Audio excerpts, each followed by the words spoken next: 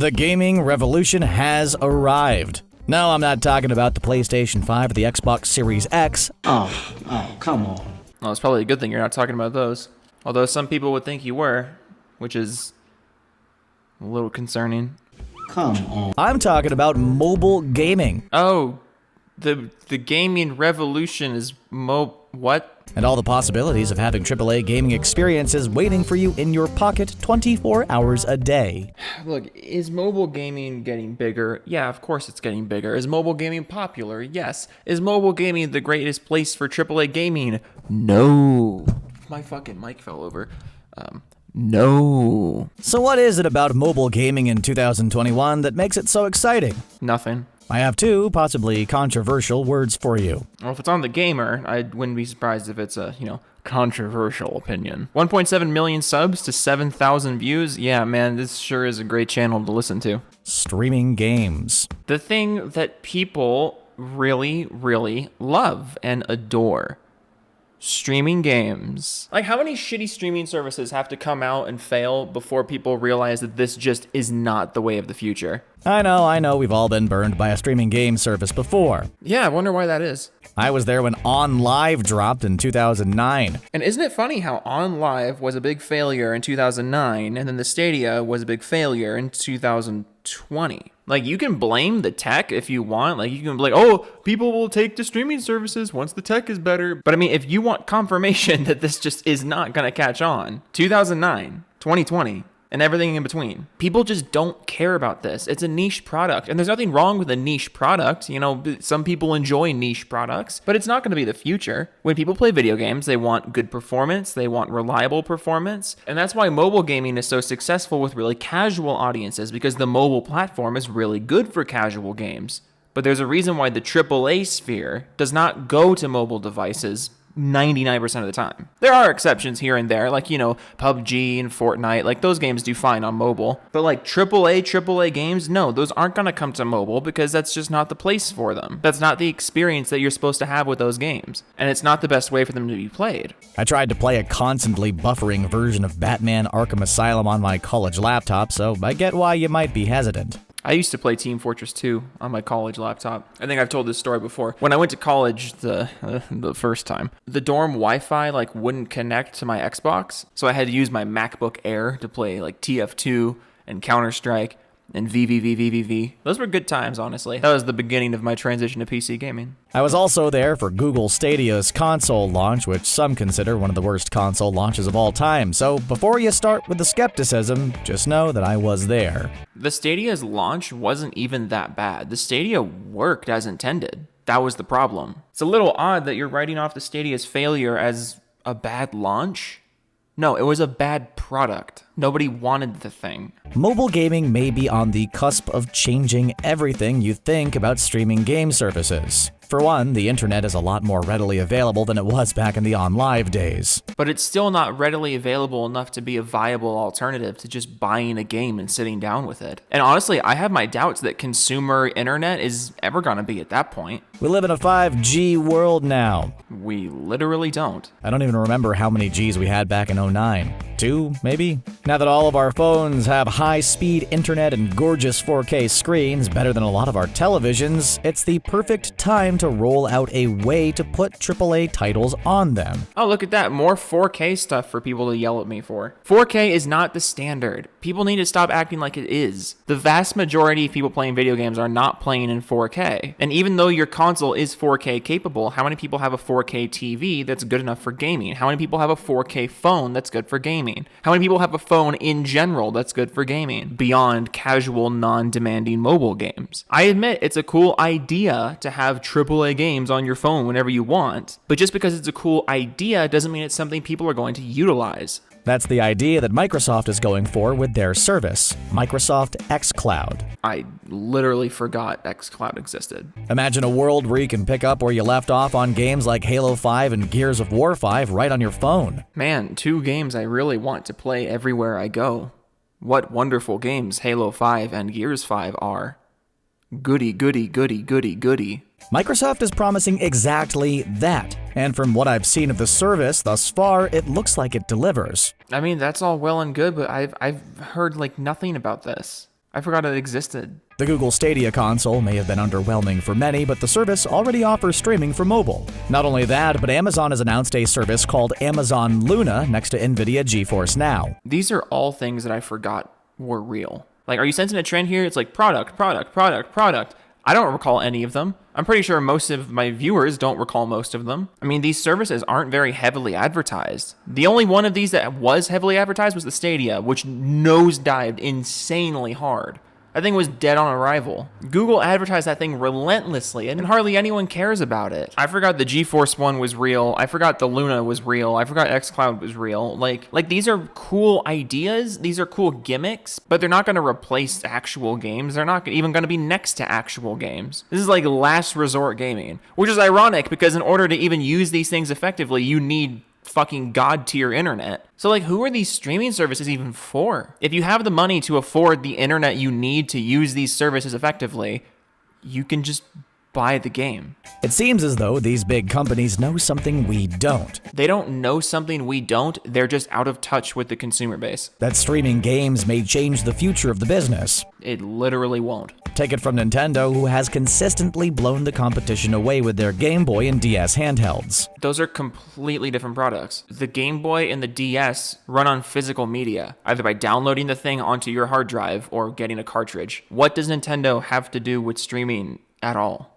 The only problem is that 5G internet services aren't yet widespread across the world. Weird, I thought you said we lived in a 5G world, like a minute ago. None of these services have the slightest chance of success if the games have frequent lags. Weird, that sentence contradicts literally the entire video up to this point.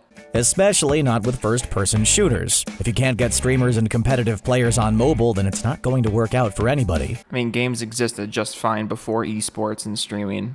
I mean, it's not like I expect you to know how these things work. And that's far from the only reason why mobile gaming is exciting gamers in 2021. Wait, you just listed like 5 negative things, and now you're like, but that's not the only great thing that's exciting people.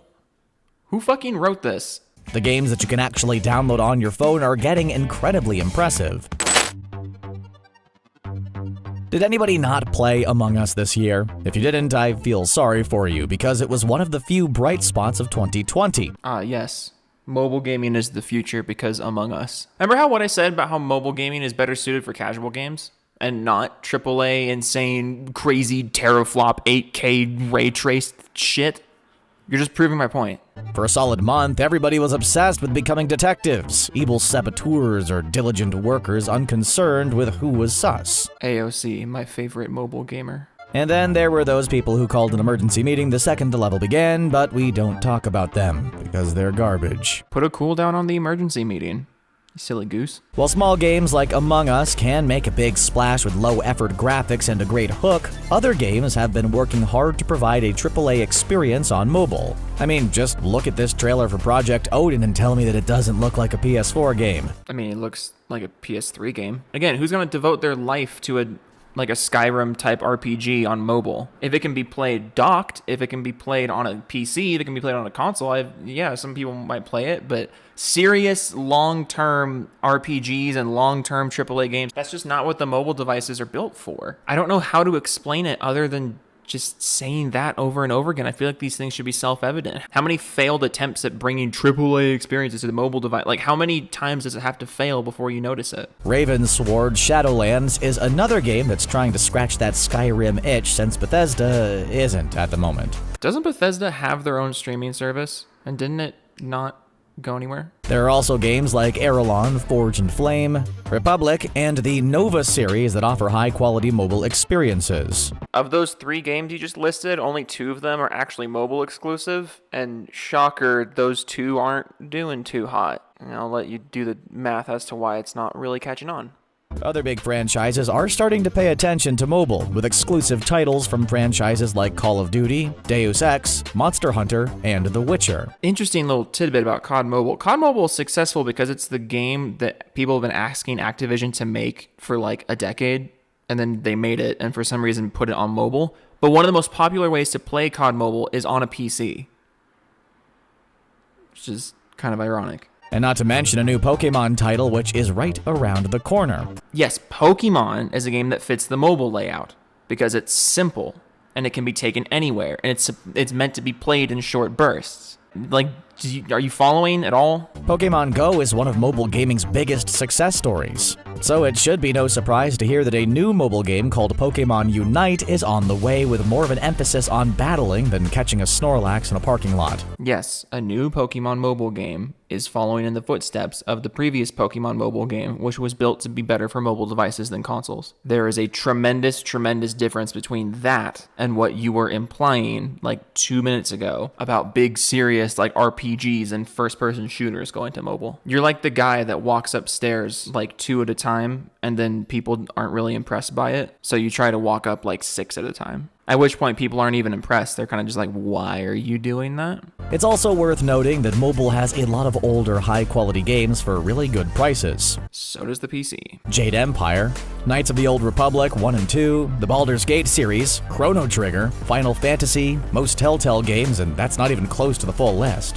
Yeah, and all those games you can play for free or for cheaper on PC. Like, why would I go to my phone to play Knights of the Old Republic? Why would I go to my phone to play Baldur's Gate? For real, if there are some games from a few gens ago that you haven't played yet, give a search in the App Store. Chances are you might find them for like $6 to $15. Why would I pay $15 to play an old game minimized on my phone? What's more exciting than the current state of mobile gaming is the future of mobile gaming. The sky truly is the limit on what gaming off the App Store could hold for us. As phones and internet connections get better and controllers get more and more optimized for mobile usage, people will likely flock more and more to mobile gaming. Look, I just don't see that happening. They've tried it. They've tried it 50 times. It's just not catching on. Again, it's a cool gimmick, but it's not going to replace anything. It's not going to compete with anything, because nobody wants to sit on their phone on a tiny ass screen for more than like 20 minutes at a time when you're playing a game. If you're somebody who wants to play a game for more than 20 minutes at a time, you probably already have a console or a PC. Or at the smallest, you have like a Switch or something, or a DS. Like, it's cool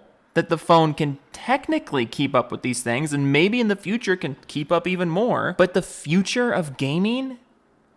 No. Again, how many times do you have to be proven wrong before we stop saying this? The more you try to push this idea that mobile gaming's the future, the more that companies are going to listen to that and pour resources into that instead of the things that they should be focusing on, like making their services better, making their consoles better. When big channels and big game journalists try to push focus towards things that nobody wants, you're just making yourself seem out of touch, and you're sending the wrong message to these big companies that for some reason listen to journalists instead of actual gamers. Microsoft has already included the feature in their rollout of the Xbox Series X. In the near future, a mobile extension to a new console may be expected for every new launch. For my money though, that's not what's truly exciting about mobile games. I love games optimized specifically for the mobile experience. So, shitty and small. Games that don't need a Bluetooth controller or controller case to be played well. Wait, you don't want a Bluetooth controller. You want to use the controls on the touchscreen of the phone. After you said you wanted big AAA games to be coming to the